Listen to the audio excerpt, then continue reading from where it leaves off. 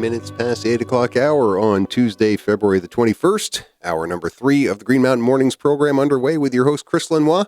Chris Mays, staff reporter for the Brattleboro Reformer, here in the studio with me to talk about news he's been covering in both the Brattleboro area as well as the Deerfield Valley. Good morning to you, Chris. Good morning. And I can see you're like instinctively jumping out of your seat to cover this fire that we're watching through social media here. Normally you'd be running out there to go cover this, and it's right near the... My boss is telling me to run and cover it right now. There is a 3-alarm fire in a warehouse structure on Brisk Lane. It's right behind the Dunkin' Donuts on Putney Rd. Fish actually just peeked his head into our studio to let us know that they've actually closed Putney Road now, between Black Mountain Road and Exit 3's Rotary. So you wouldn't be able to get there anyway if you were going off in that direction. Or do you have like some sort of special reformer siren? Well, I could probably walk from one of the businesses, but yeah. Right. You can go find a way to park and then walk over to cover it. But certainly if you have to travel in that direction during your morning commute, well, right now you're going to be backed up a little bit, and give you a chance to listen a little longer to Chris and I talk about some of the news he's been covering in the area over the past couple of days. You had a story in yesterday's paper, about a meeting of the Whitingham Solid Waste Management District Board of Advisors meeting last Thursday, and a vote they took to study taking over the facility. Is that basically the gist of it? Yeah. A couple of the supervisors, one from Wilmington and one from Newfane, brought this proposal to the board. And they want to look at whether a few of the towns could lease the MRF back from the district instead of selling off the equipment to someone else. So when they're talking about doing this, they basically would be doing the work of Whitingham Solid Waste Management District was doing before? I was just trying to figure out if they lease it. That's part of the study, right. Yeah. I'm not sure what it will all entail, but it's basically for the towns that have transfer stations, because they're required to recycle under this new Vermont law.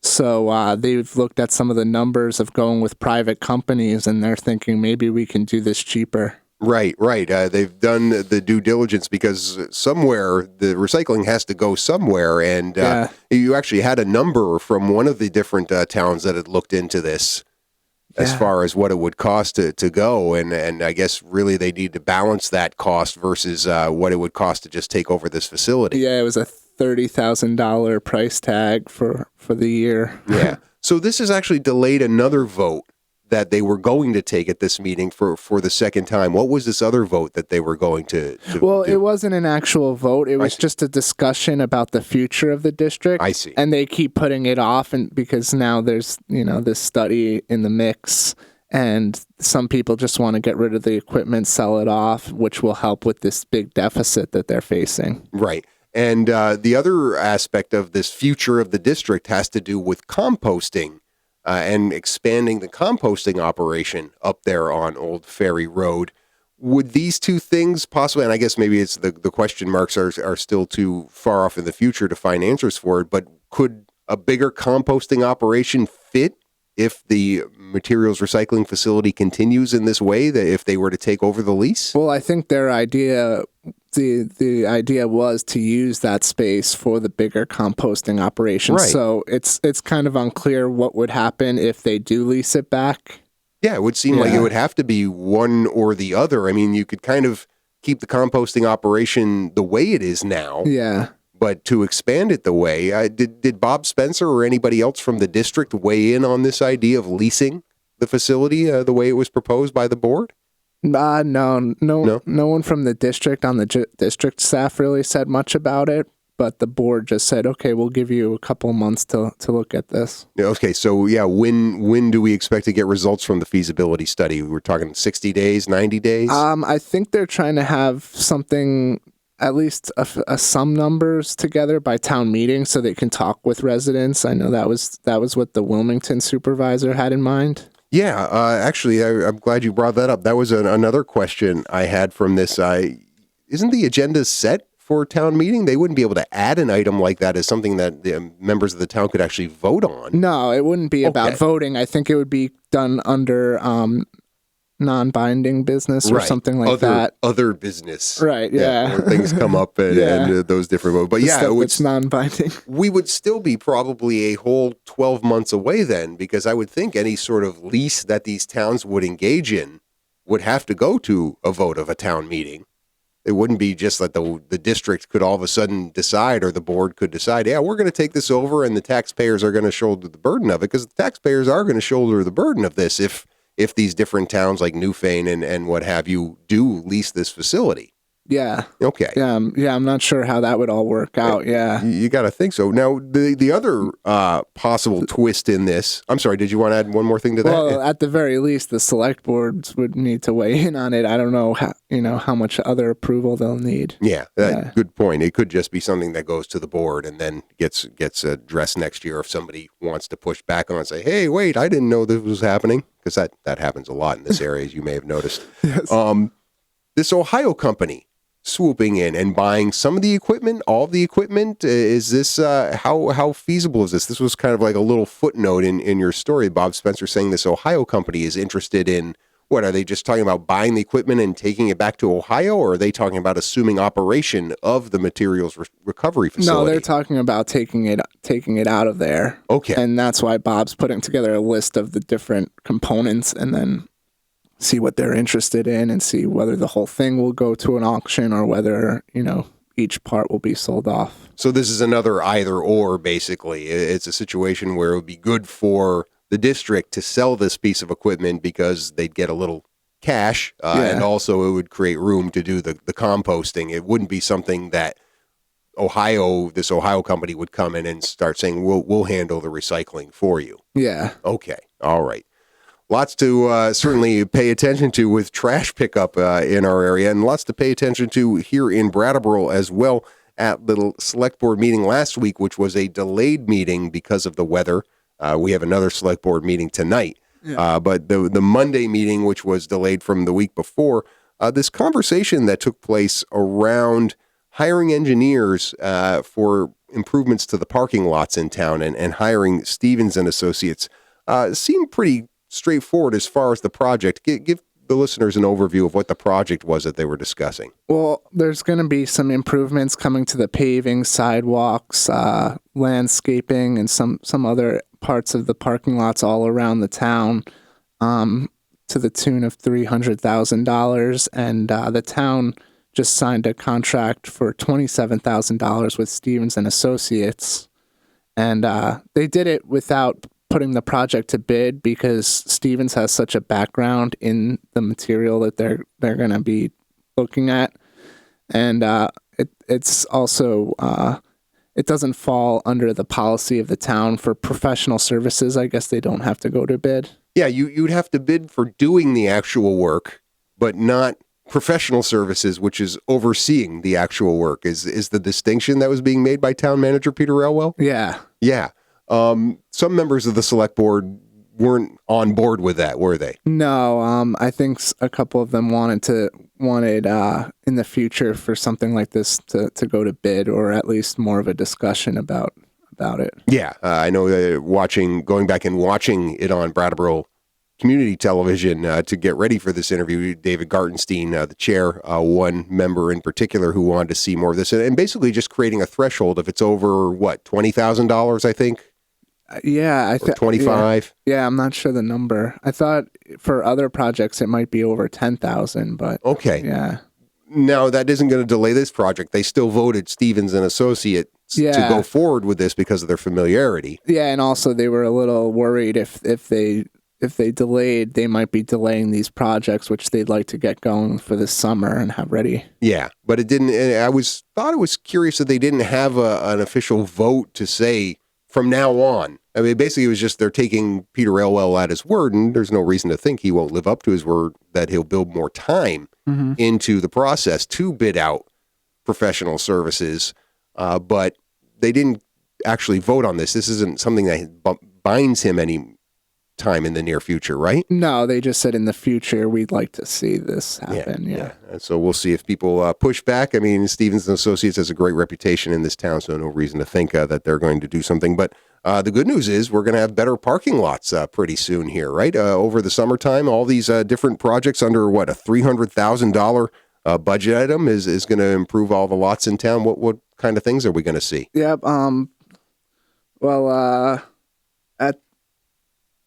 There's going to be paving at all the lots. The sidewalks are going to be replaced in the Harmony lot, and some of the electrical conduits and the guardrail are going to be replaced in the Harris lot. Yeah. And as you mentioned before, Stephens was overseeing that retaining wall project on that backside of Harmony lot where Green Street is. So they certainly seem to be the natural fit for doing that kind of work. That is the Brattleboro report from Chris Mays. When we come back after the bottom of the hour news break, we'll get to the Deerfield Valley report. Stick around. 20 degrees outside at 22 minutes before the 9 o'clock hour. Green Mountain Mornings continuing now with your host Chris Lenois and Chris Mays of the Brattleboro Reformer. I guess I should just say we've seen no additional updates about that fire up on Putney Road that has closed a portion of Putney Road between Black Mountain Road and the Rotary off of Exit 3. So again, if you're listening to the radio right now and had plans to go in that direction, you might want to make alternative detour plans, because it seems like from the photos we're seeing on Facebook, a pretty serious fire on Brisk Lane, which is right off of Putney Road, and has caused the closure of Putney Road.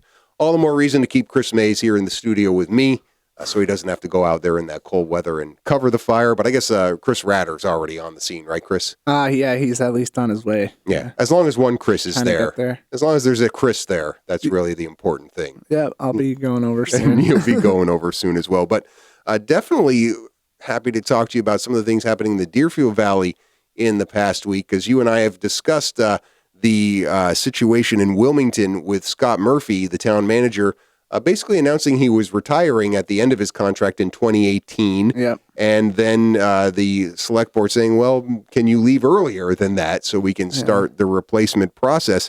They kind of formalized that last week at a meeting. Yeah.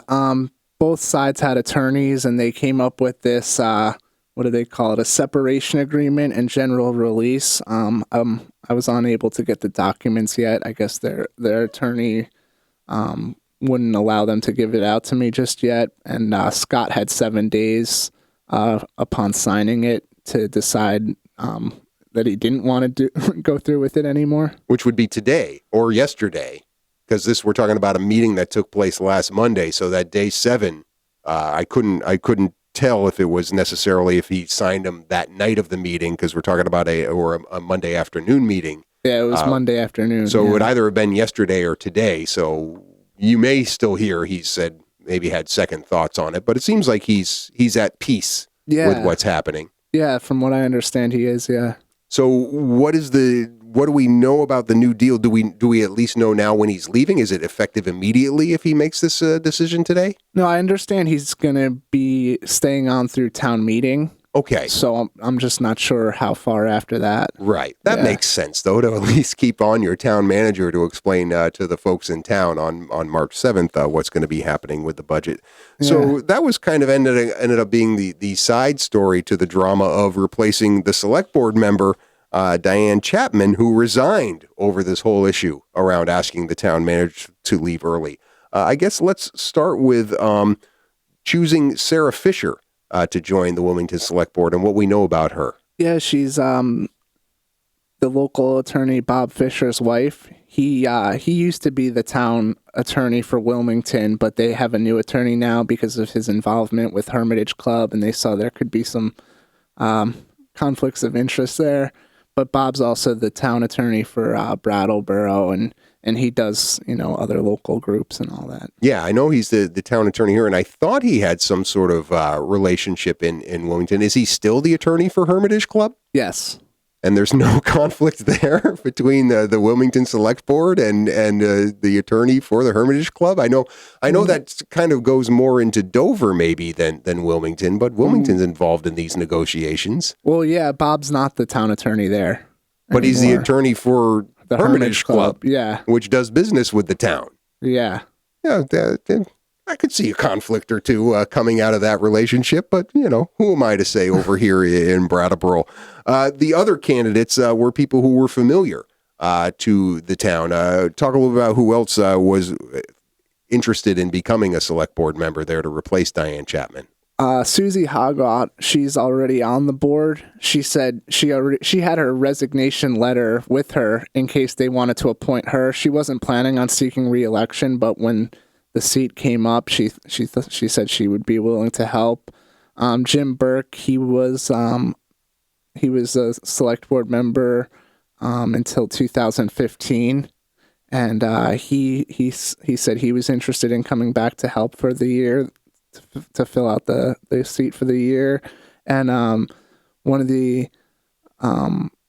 Bill Adams, he was on the select board. I don't know when, but it was a while back, and he came and voiced interest in the position too. Yeah. So why did they choose the newbie? Why Sarah Fisher? I think they just wanted some new blood on the board.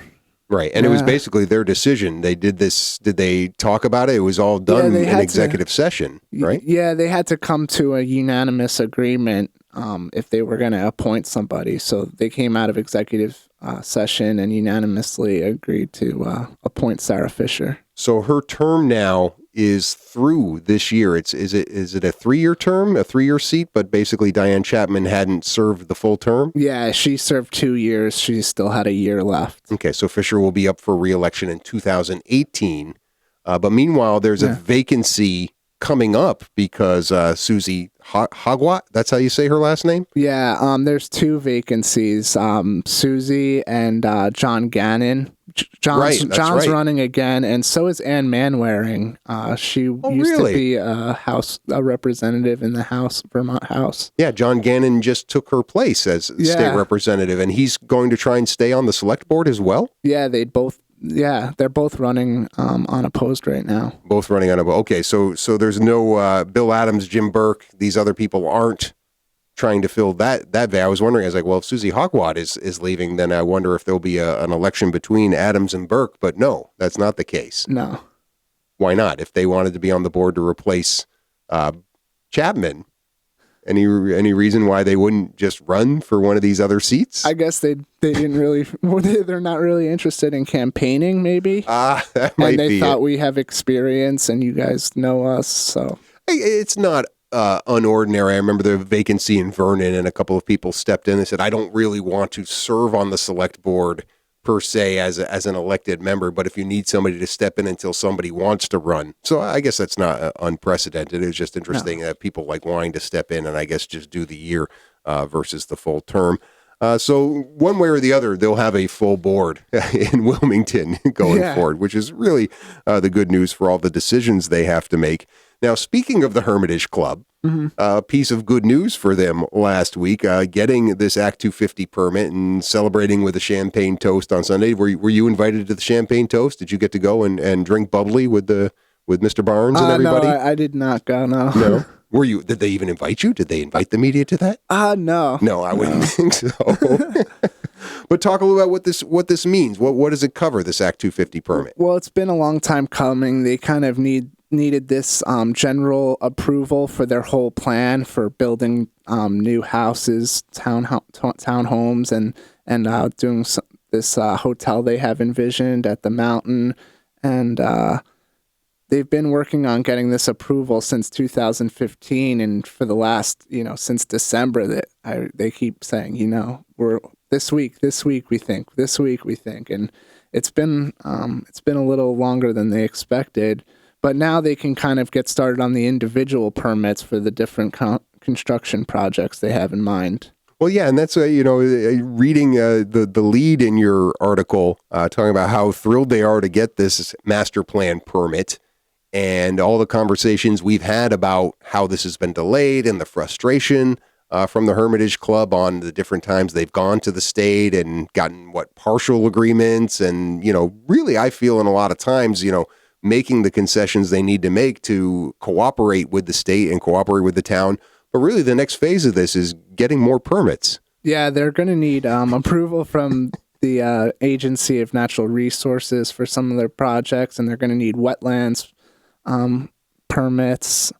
So there's still work to be done. Is there any reason to think that getting the Act 250 permit accelerates the process for these other permits? Yeah, because the commission, the District 2 Environmental Commission, has gone through their plans and they've been able to say, well, it looks pretty good. We're just going to have another layer of scrutiny, you know. So this is a major hurdle that they've cleared. I just reading it's like they get a permit and all it means is they now have to apply for more permits for each individual aspect of this project. And you just talked about hotels and houses and basically affecting everything, I think, except the airport in that town. So it felt to me like it was just like back to square one, and then they've got to do the same process a whole bunch of different times. Yeah, they have no plans for development at the golf course. They've sold off the airport and then this other section of land known as the East Tract to help ease the process. And Is the Deerfield Valley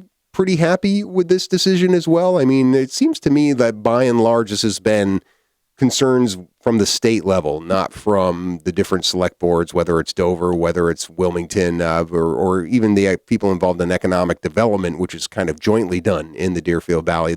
Are they feeling pretty good about this? Well, I think a lot of people are going to be going back to work with the different construction projects. I think a lot of the contractors will have jobs with this, and then it will be kind of a trickle-down effect with the new residences and new people coming into town. Yeah, that comment I don't know if this is a comment you got from president of the Hermitage Club, Jim Barnes, or if this was in the letter, but the $135 million invested in the region in just the past 4 years, I'm sure a lot of people in the Deerfield Valley are grateful for that money. Yeah, that was the quote he gave to us. Yeah, nice.